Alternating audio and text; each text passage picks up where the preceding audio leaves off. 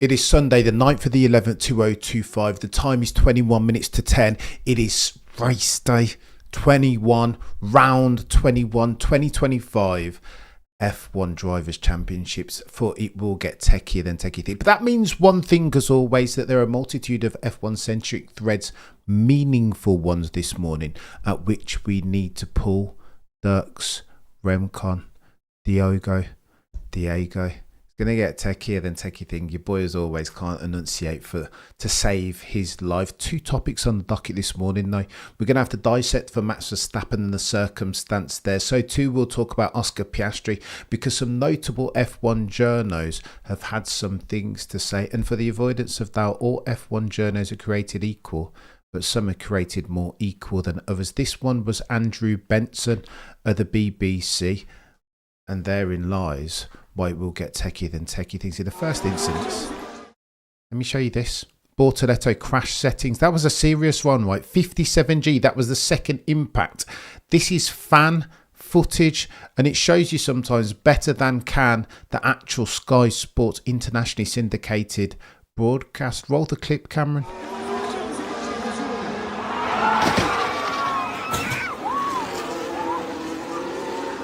Insane. Danger is never far, and I think we all as F1 fans need to be grateful that Gabby walked away from that. Testament to the god tier work that the FIA have done to make these cars, the monocoques, more robust and more secure, safer. Therefore, you can never make F1 too safe, can you? And then look at the wreckage trap. What are we doing here? You can't even recognise that as a car. If somebody showed you that picture, you would ask them what it is. That, ladies and gentlemen, is a miracle, some would say. And then you get to Max Verstappen. Now, word on the F1 curb is that Red Bull have been working away. They've broken Parc Fermé rules with a view to tinker for some of the setups, lest we forget that Max was complaining ad nauseum yesterday that the car is fudged, it won't turn. GP tried to give advice and Max didn't want to hear it, so frustrated was he with the fact that the driver championships hopes are slipping away in real time. It's problematic. Some say that Max Verstappen probably won't be able to win. He won't be able to become soon to be 5-time champion, because he doesn't have the bloody car. Now, let me say this in the first instance. I was listening to some Cult LH podcasts, and it was brilliant seeing some of them watch the proceedings yesterday. In the first instance, I saw one person say, well, Max Verstappen, you can't have it both ways. When he's done well, it's him. When he hasn't done well, it's the car. Max Verstappen out in Q1 in P16. In the first instance, that let me tell you this, how consistent Max Verstappen has been. Him going out in Q1 yesterday, that's the first time that's happened on pace. And that's the first time it's happened since Sochi 2021. So if you want to talk about anomalous circumstances, then yesterday was that. In the second instance, seeing Cult LH member talk in such a way, a disparaging way about Maximilian Verstappen, notwithstanding his exploit season to date. Mention no names. Saudi Arabia qualifying, British Grand Prix qualifying. Mention no names. Suzuka, Japanese Grand Prix qualifying as well. And then in the next instance, again, the exact thing that they blamed Max Verstappen fans, accused Max Verstappen fans of doing, they were doing as far as Sir Lewis Hamilton. When he's good, it's him. When he's bad, it's the car. Oh, Hamilton is out because Ferrari have dropped the ball again.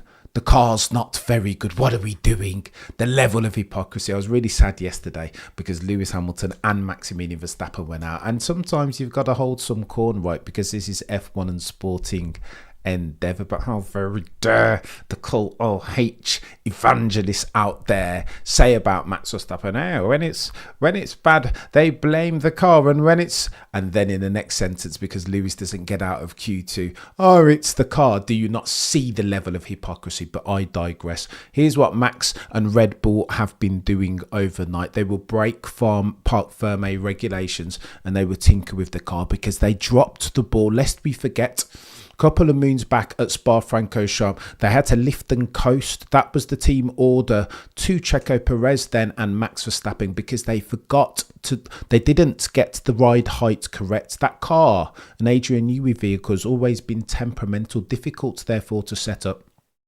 You recall in 2022, George Russell won the race then, didn't he, at Interlagos? Why? Because Red Bull dropped the ball on their setup and ride heights then. Sprint race weekend, they don't have the time requisite to set up the car and adjust for the ride heights. Make sure that it can nail the sprint as well as qualifying proper and the race. Therefore, it happened in 2022. That's why Toto and Mercedes, the boys and girls from Brackley and Brixton, have decided that they will continue barking up the zero pod design philosophy.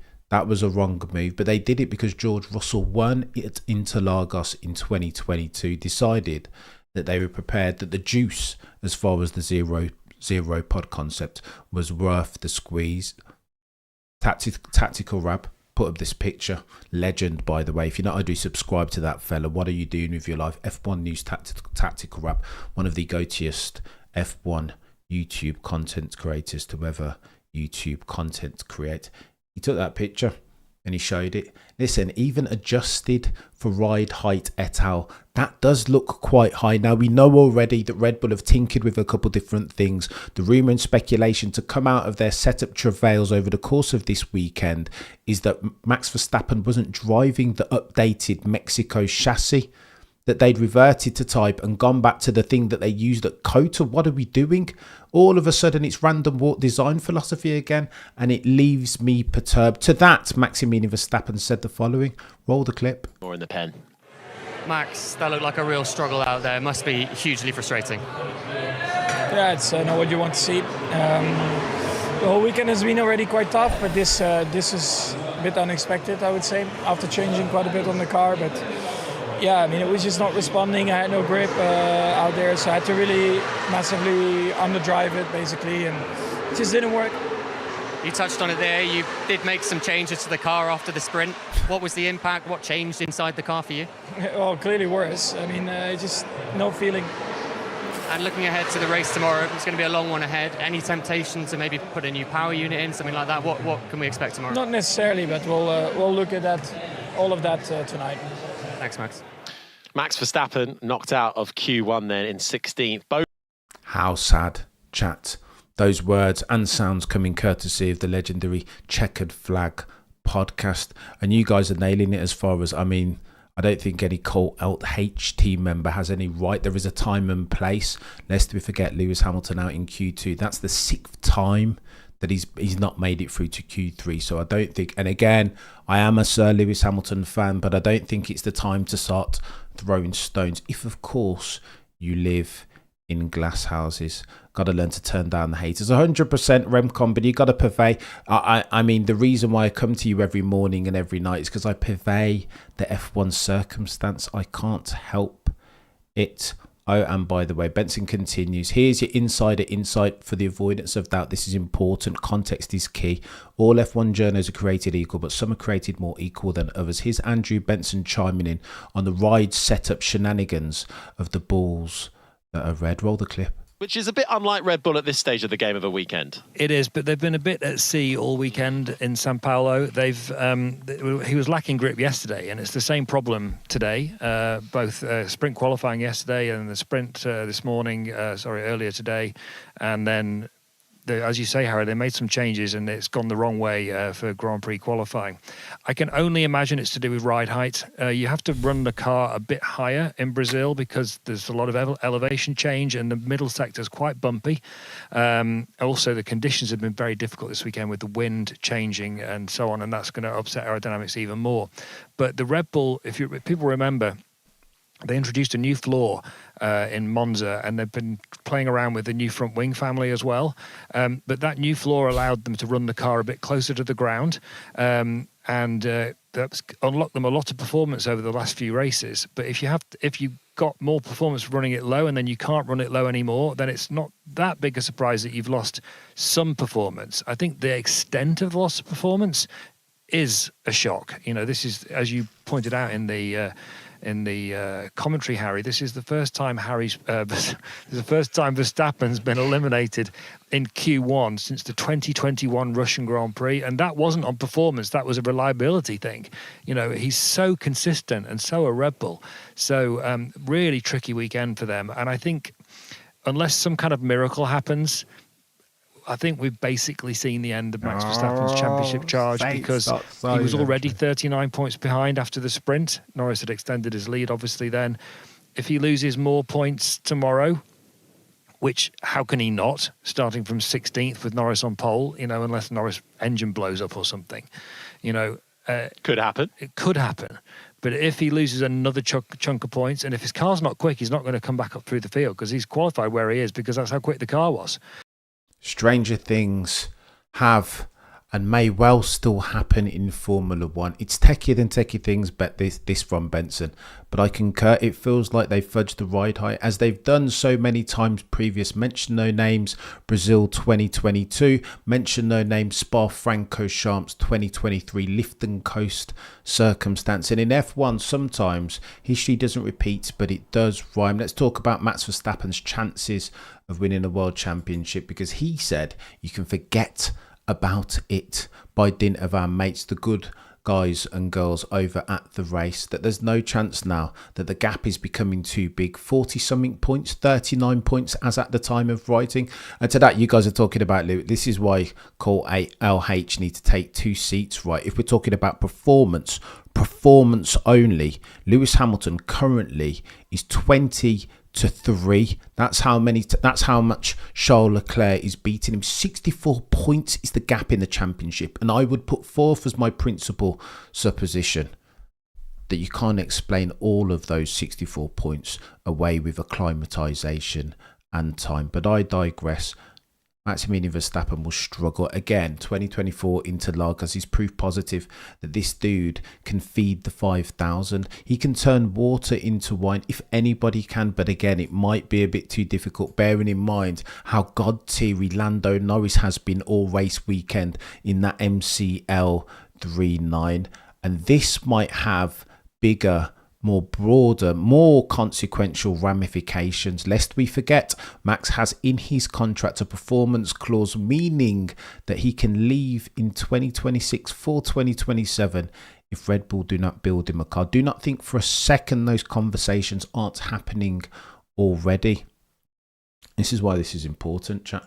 Daniel Valente says that this might be a seismic weekend, therefore a seminal moment, a paradigm shift per se, being that this might be the last season when we ever see the number one on a Red Bull car, if of course Maximilian Verstappen wins his next one, whenever he does win it, in a Mercedes or an Aston Martin. Chaos. Don't believe me, think this might be a nothing burger, that I'm jumping the gun. Well, let's have a look at how Jos Verstappen reacted, seeing that Max Verstappen had qualified in P16. Roll the clip.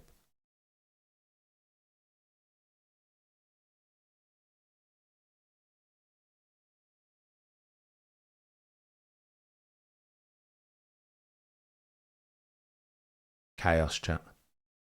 Chaos.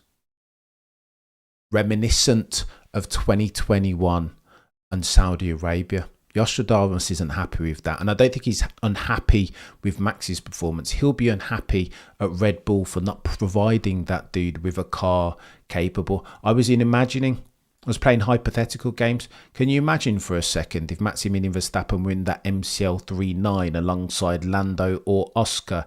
Techier than techie things. Oh, and by the way, we got to talk about Oscar Piastri, right? Number one on the papaya G3. That's what's going to happen with potentially therapy settings needed, Neil. But I'm injecting the last of my hope into today. Let's go, Remcon. Oh, and by the way, we've got to talk about Oscar Piastri if we're talking the driver championship context. Lest we forget, that dude was god tier in the first 9 races or so. You saw that the dude was pulling 4 poles and 5 wins. Since then, he's been like 1 pole and 2 race wins. So therefore, what's happened for the longest time as an Oscar Piastri fan, I've tried to justify it, talking about the fact that it's only his 3rd season, that he's been brilliant season to date, that everybody goes through hard times, that there are peaks and troughs in every F1 season ever. Benson, however, gives necessary context to this, the straight shooting F1 journo that he is. Let's hear what he has to say. Well, I think the other thing it is about Formula One is it's a whole other level. It's a completely different environment from the junior categories. You know, you've got the attention of the world on you. It's one thing to be cool, calm and collected in Formula 2 and Formula 3. It's one thing to be cool, calm and collected in Formula 1 when you're just finding your way and there's not really a lot at stake. You know, you're in a good car, but you're not expected to be winning all the time. But you get to the very sharp end of Formula 1. It's the very best drivers in the world. It's the very best teams. The pressure is absolutely intense, and it's where people get stripped bare. You know, you can't hide at this level in Formula One. I don't doubt for a second that he'll come back from this, but he's going to. I think I don't know how the rest of the season is going to go, but he's going to be having some long talks to himself, I think, between this race and the next one in Las Vegas in 2 weeks' time. It's techie, this, from Andrew Benson. I'd heard people talk about his F2 and F3 careers, like his stint over there in feeder formula that Oscar Piastri had held off a charging Logan Sargent. That's different, isn't it, though? We're comparing apples and oranges. Andrew Benson makes the pertinent point that F1 is the upper echelon of motorsport globally, in which only the best F1 peddlers, the best chariots of fire drivers drive. And that has to mean something. He doubles down, does Andrew Benson. Again, all F1 journos are created equal, but some are created more equal than others. Talking about pressure and Oscar Piastri, saying that there's no way that you could argue now with a straight face that Oscar Piastri isn't falling foul of the pressurised circumstance of the Drivers' Championship in 2.5. Roll the clip. Rain, so you're likely to have a problem. He should know that. But I think we have to take a step back and look at the bigger picture. And I think you can't come to any other conclusion than that the championship situation has begun to get to Piastri. You know, he won the Dutch Grand Prix at the end of August. And at that point, he was 34 points ahead of Lando Norris in the World Championship because Norris retired from that race with the fuel line failure. And he had been the epitome of solidity all season up to that point, Oscar Piastri. Not only that, but that was his character that everybody knew of him from his junior categories. And it was the character that he'd shown in his Formula One career up to that point. But suddenly, his form's just fallen off a cliff. You know, he's made 5 mistakes in 5 weekends, not one at a time. He did 3 of those, actually 4 in Baku, because he had 3 crashes and a jump start in Baku. He misjudged the start of the sprint race in Austin, and I think he was, although it was classed as a racing incident, I think he was primarily to blame for causing that crash at the start in the sprint, where he tried to cut back on the exit of the first corner to repass Lando Norris and tagged his wheel on Nico Hülkenberg's Sauber, who had Fernando Alonso's Aston Martin on his inside. There's going to be cars on your inside, it's likely, at a first corner in a sprint, so you can't afford to make sudden movements in that way. And now he's made another one in Brazil. You can't come to any conclusion other than the pressure's got to him at this point. And it's completely understandable. He's only 24. It's only his 3rd season in Formula One. Norris is in his 9th. Even the very greatest drivers struggle with pressure in the championship. Oh, the humanity. Benson continues to expound upon his point, saying that Michael Schumacher in the late 90s, he struggled with the pressure of the championship. And I concur, sir, but the way in which Benson couches his argument that there's no way that you can argue in good faith that Oscar Piastri is now not experiencing bad form, the downstream ramifications of the pressurised circumstance that is a driver's championship. Techier than techie things. Ollie, McLaren have screwed his car. I'm not sure, Surf Source, whether that's true. It is techie. It feels and looks like that. But again, I think Oscar Piastri is just in the heat of battle and he's feeling the ramifications per Andrew Benson. Max Verstappen, Parc Fermé settings broke, to summarise. Brand new engine, I think. Why would they not? Brand new setup. They will lower the ride height lest they want to have their championship circumstances fall foul of conservatism. Go hard. Red Bull, you made this mistake a couple of years ago at Interlagos, and so too at Spa-Francorchamps. And what you can't afford to do is make mistakes of the unforced variety like that, lest you wish to be an F1 abbot of unreason and seize defeat ad nauseum from the jaws of victory. We go live 30 minutes before race. Between now and then, what are we doing?